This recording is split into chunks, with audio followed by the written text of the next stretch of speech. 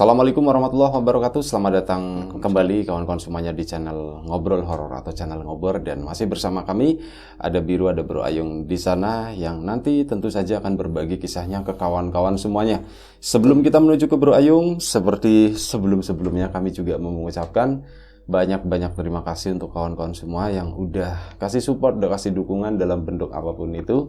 Terima kasih banyak, semoga sehat selalu. Monggo Bro Ayung, waktu dan tempat dipersilahkan, monggo. Baik, terima kasih Mas Biru. Aku mau nyapa kawan-kawan seperti biasa. Assalamualaikum warahmatullahi wabarakatuh. Waalaikumsalam. Bismillahirrahmanirrahim. Apa kabar kawan-kawan Ngobor semua? Semoga semua dalam keadaan baik, sehat, dan selalu bahagia tentunya kapanpun dan dimanapun saatnya. Ada kita berdua di Ngobor, ngobrolin yang horor-horor. Itu aja sih. Iya. Ada cerita apa Bro Ayung hari ini? Iya, hari ini ada cerita dari Mas Budiono. Nah, cerita ini udah sangat lama sekali Mas katanya. Mas Budiono itu umuran saya mungkin ya, umuran saya malah lebih tua sedikit lah. Saya pernahnya manggilnya Mas karena ada saudara, mambu-mambu saudara, saudara sedikit lah ya. Jadi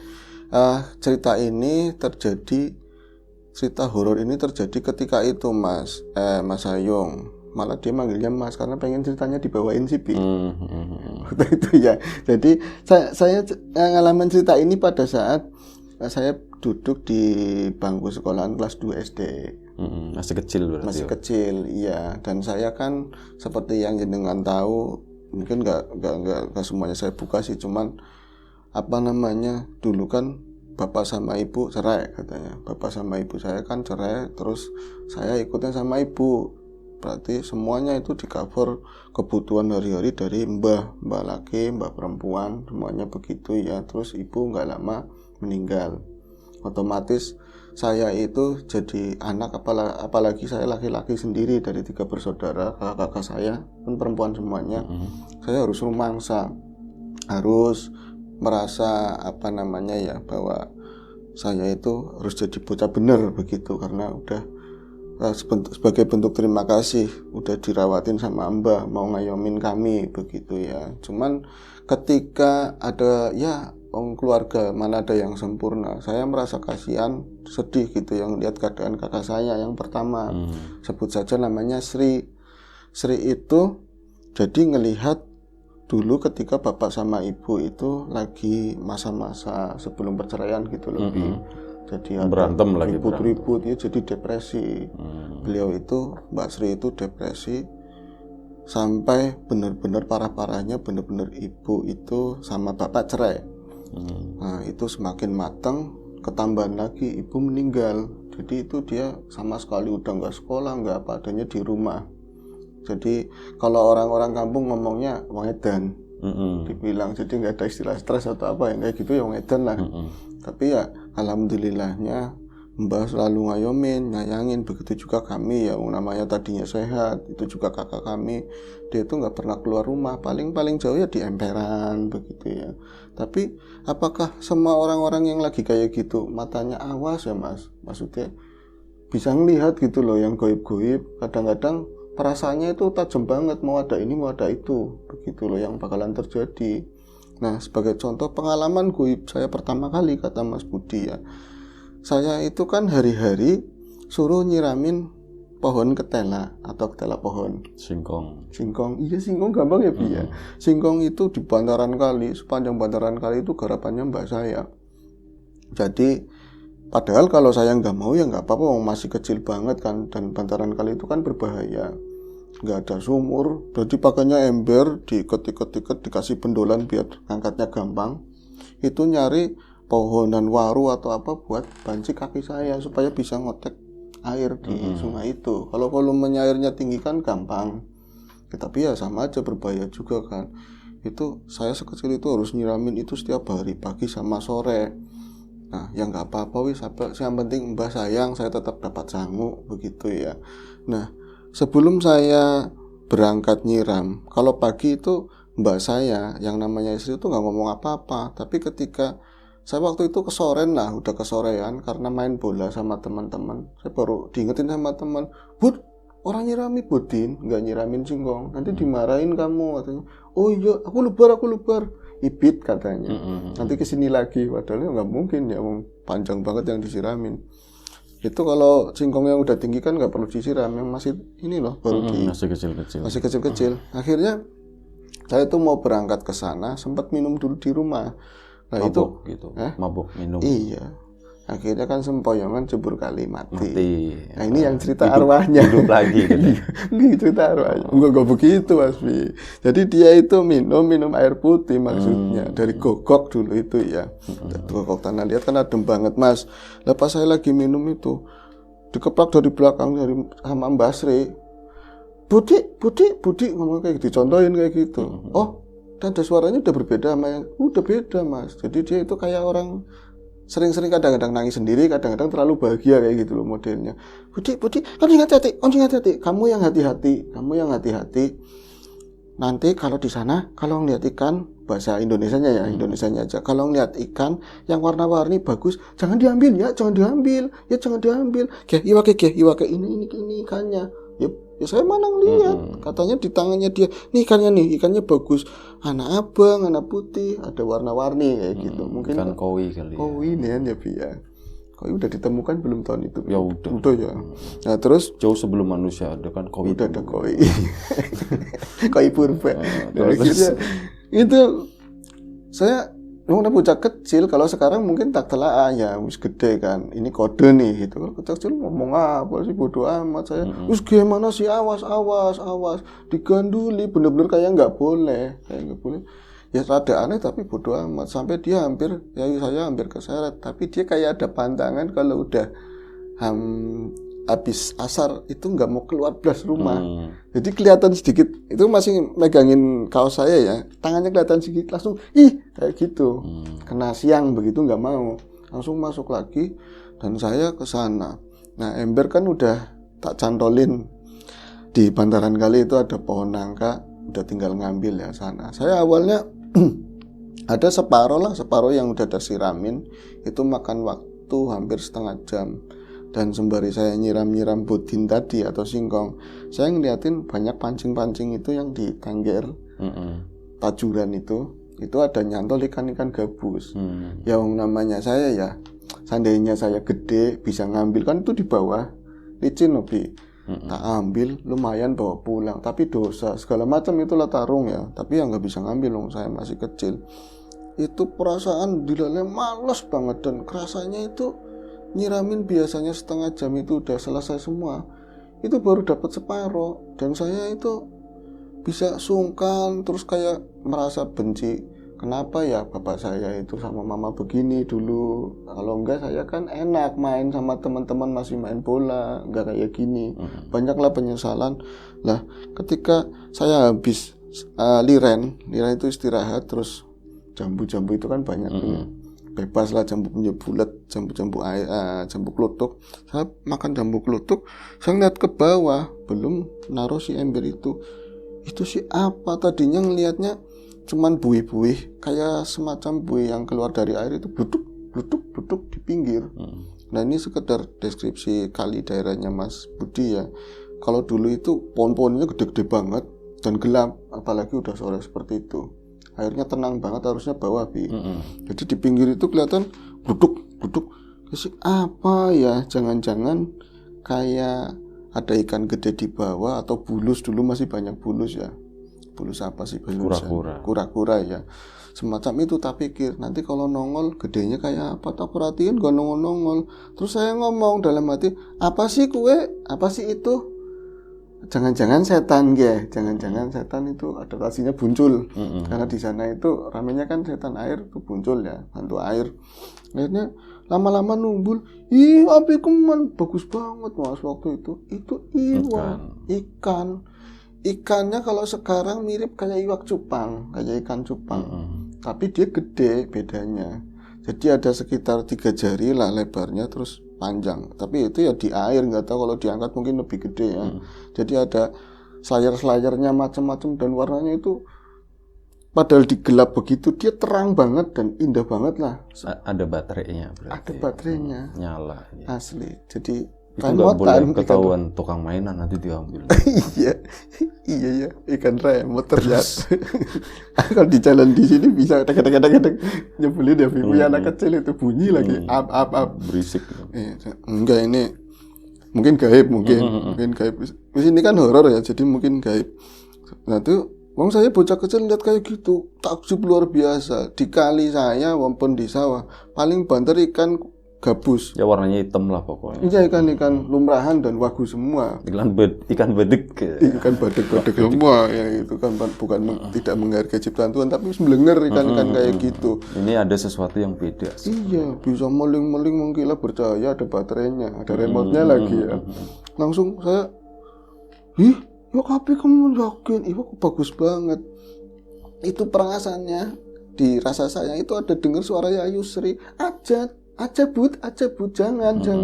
Aku nggak peduli, bener-bener nggak peduli. Padahal itu kan bantarannya nggak langsung, misalnya satu langkah bisa turun gitu, enggak mas, harus pegang-pegangan kayak akar-akaran dulu gitu kan. Dan terakhir yang mau nyentuh air itu licin, kayak cadas licin tuh. Saya nggak peduli, langsung bleng, nggak mikir macam-macam.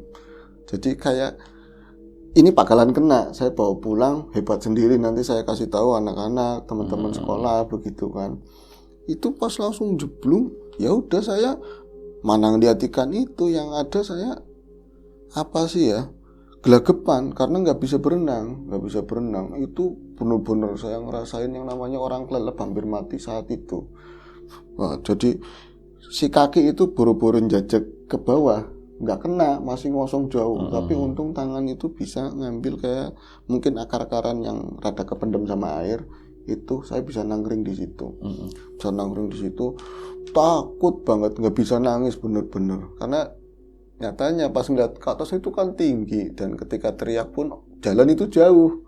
Nggak mungkin ada orang yang bisa denger lah, kecuali orang yang najur tadi, najur pancing lah ya. Itu kan kayaknya orang itu nggak ada juga. Saya ketakutan, saya cuma ngomong Yayu ikannya hilang. Itu saya ingatnya sama Yayu Sri malah waktu itu, kata Mas Budi kan. Akhirnya pada saat kayak gitu kirain saya selesai, maksudnya saya mau berusaha buat naik lah, nyari padalan mana itu yang bisa saya injak. Susah, licin semua, cuman ada akaran yang tinggal satu itu bulat, akaran bulat itu mungkin sambungannya yang diinjak tadi. Saya pegang, licin semuanya, kayak ada lumut-lumutnya gitu loh, Bi.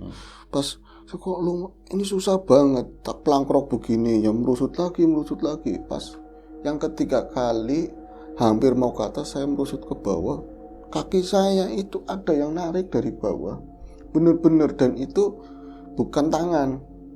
Kalau tangan ya kayak saya bercanda sama Yayu yang sehat itu satunya kan, ya itu ya dipegang begini kan memang rasa tangan. Kalau dia itu semacam kayak benang-benang gitu, kayak rumput. Iya, ganggang halus mungkin kalau sekarang ya rambut lah sepanjang itu, langsung langsung ke atas sampai dengkul. Sampai saya aja tak tarik begini ya, karena masih ada bancikan satu yang bisa saya injak. Itu kelihatan di dengkul itu memang rambut, semacam rambut. Itu ngikat sampai di atas lutut begitu. Itu kayak apa? Ya Allah, ini apa? Hitam. Berarti orang Indonesia. Kalau warna-warni orang Korea. Kalau nggak Brasil lah. Ya hitam soalnya. Masih muda lagi. Masih muda. Iya juga ya. Nggak kepikir waktu kan ditanyain. Ditarik begini, Hening rambut. Saya itu kebayang cerita-cerita orang tua dulu. Dulu itu ada yang namanya langkean, ada yang namanya muncul macam-macam lah hantu air. Mau aku mau melu. Aku nggak mau ikut. Itu ditarik bener-bener ke bawah semua sebadan-badan saya.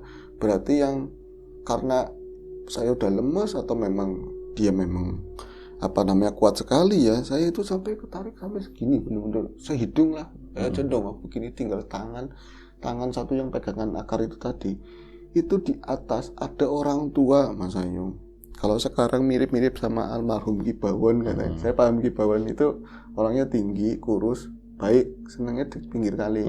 Dialah orang yang tukang najur pancing dahulu ya. Itu mirip kayak gitu, cuman bedanya kalau Ki Bawon orangnya putih, dia hitam. Itu langsung singgah normal itu, dia itu kakinya di atas, di bantaran atas, itu kan jauh ke bawahnya. Cuman dungkluk begini, nunduk begini, tangannya bisa ngambil tangannya Mas Budi.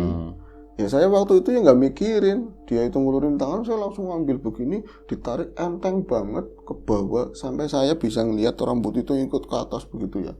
Tapi nggak ada, maksudnya ada intinya itu ada bendolan kepala kayak ada tubuhnya itu nggak ada, rambut semua. Langsung diangkat begitu. Sing hati-hati sih, dia ngomong begitu. Yang hati-hati, loh saya kan ngos-ngosan takut. Kadang kayak gitu ya, lagi di bawah panik, di atas lebih panik lagi pada saat sudah selamat, duk-dukon begitu kan. Itu banyak alang-alang saya ngeserak di alang-alang itu kayak dilemparin begitu. Nyariin aki-aki itu nggak ada sama sekali. Suwe pas waktu ke kapan sih? Ya 10-20 tahun, selawas banget ya. Saya langsung gak mikir panjang, langsung pulang.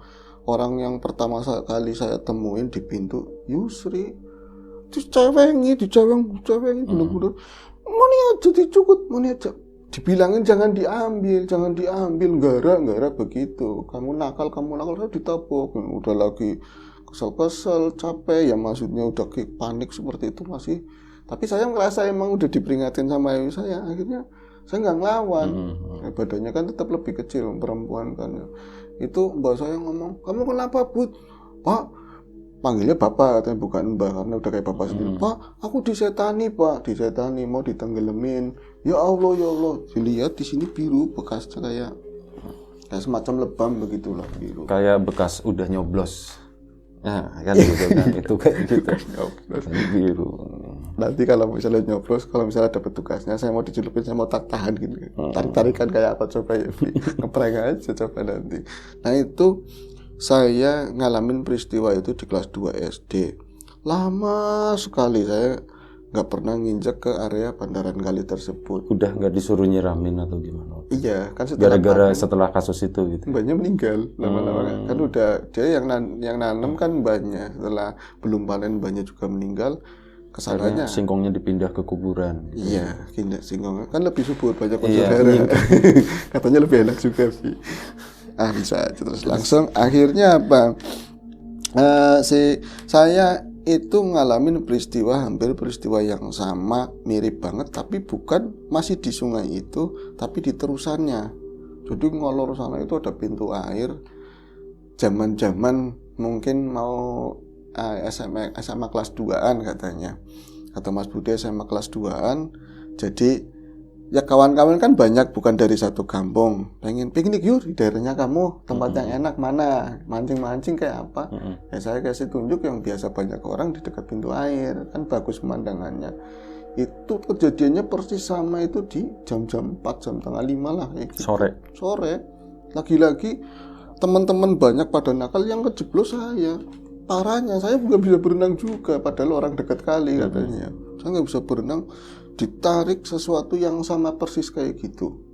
Dan kawan-kawan yang saya akhirnya itu bukan kawan saya lagi, kayak nggak solidaritas buat nulungin, karena bantarannya lebih susah dari yang pertama itu, lebih tinggi begitu. Apakah mereka pergi nyari bantuan atau enggak? Tapi belakangan ketika saya udah selamat, katanya mereka pada pulang.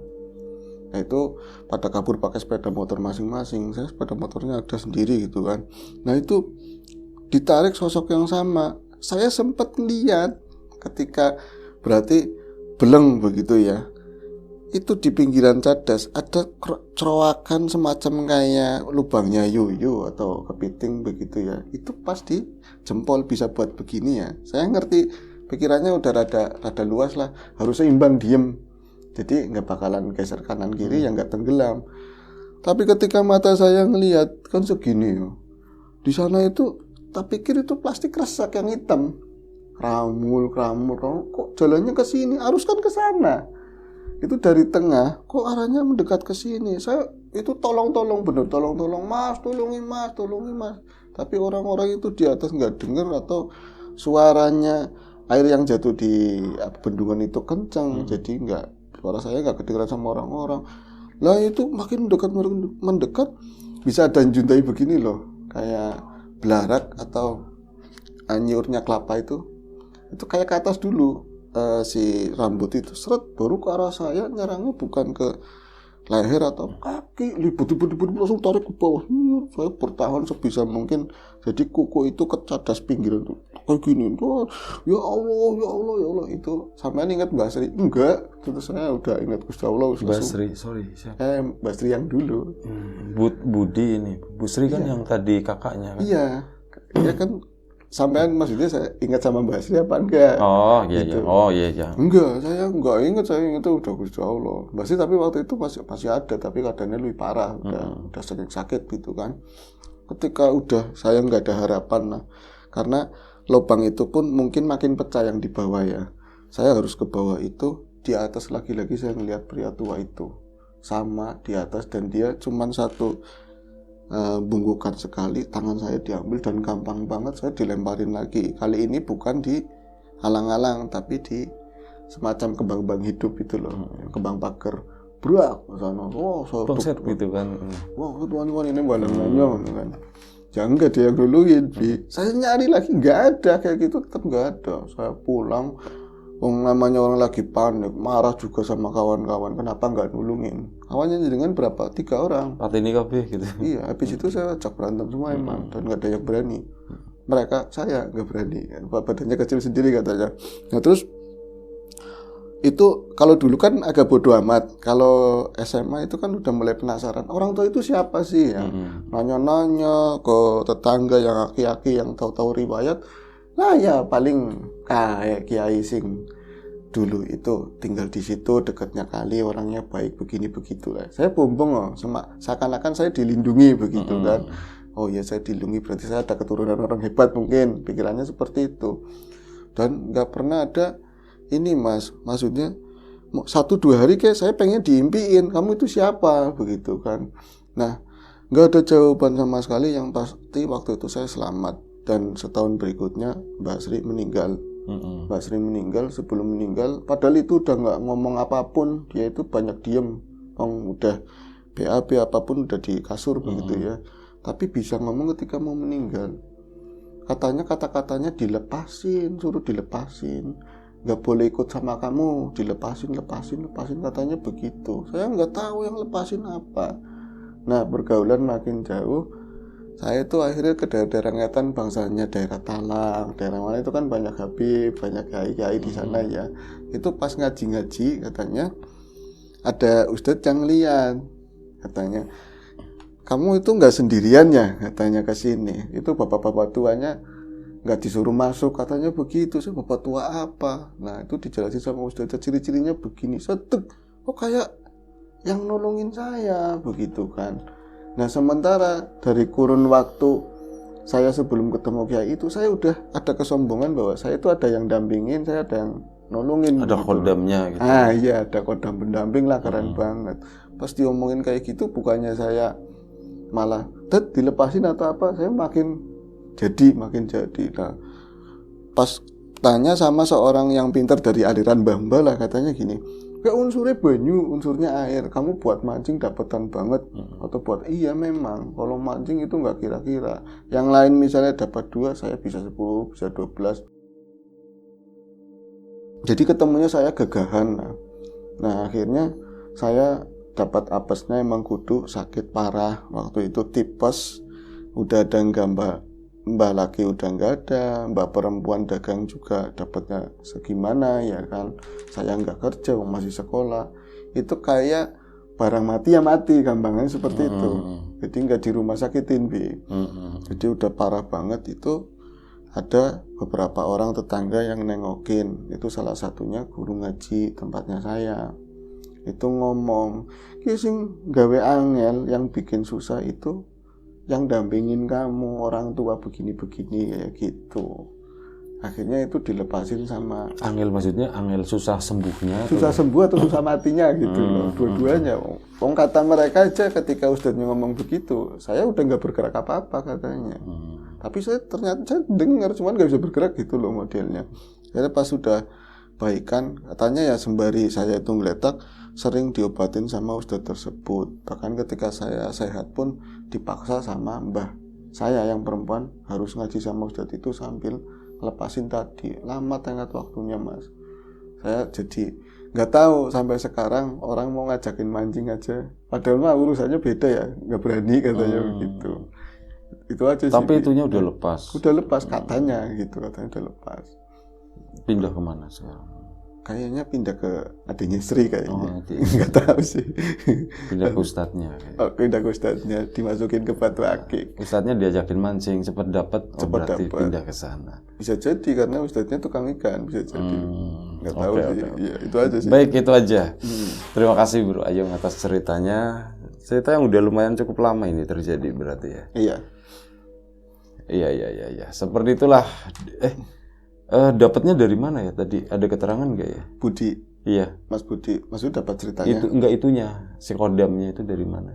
Nggak ada keterangan. Nggak ada keterangan, tahu-tahu ngikut gitu aja kan? Tipu daya aja begitu modelnya. Iya. Soalnya dari tadi nggak disebutkan sama sekali. Nggak sama sekali. Mungkin pas awal nongol pas itu kali, pas di kali pertama yang Iya. dekat pohon singkong. Kalau peneraran saya mungkin ikan itu ya dia juga sama. Kalau di yang kelotokan nempel, gitu, judi iya. kopiok gitu, ada cobeknya gitu. Kan. Iya, ada cabenya. Oke, gitu aja. Terima kasih Bro Ayung, kawan-kawan di rumah juga terima kasih banyak. Semoga tetap terhibur dengan ngobrol horor ya.